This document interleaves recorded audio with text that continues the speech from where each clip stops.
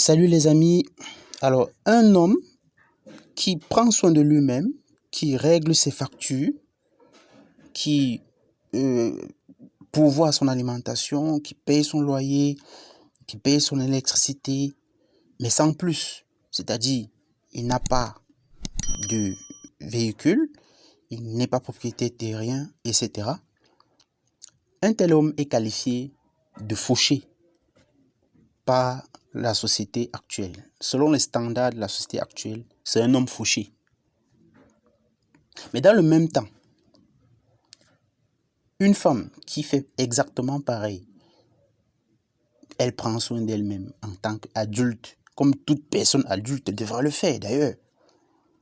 Elle règle ses factures, elle paye son loyer, elle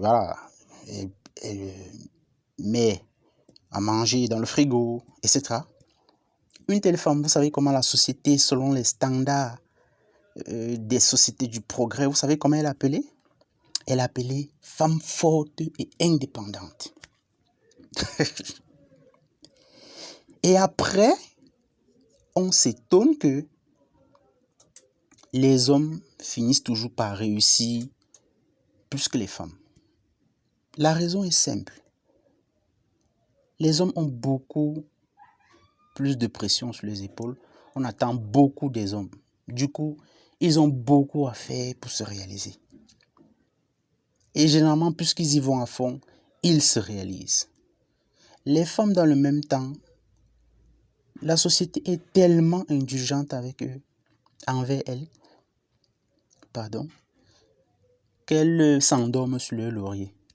À peine elle a réussi à payer son loyer, un loyer minable d'ailleurs, qu'on la proclame femme forte et indépendante.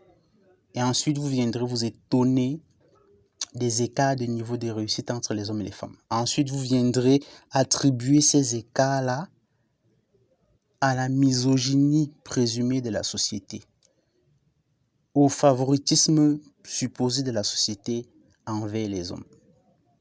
Il n'en est rien, les amis. Simplement, la société est très indulgente envers les femmes, ce qui finit par les endormir.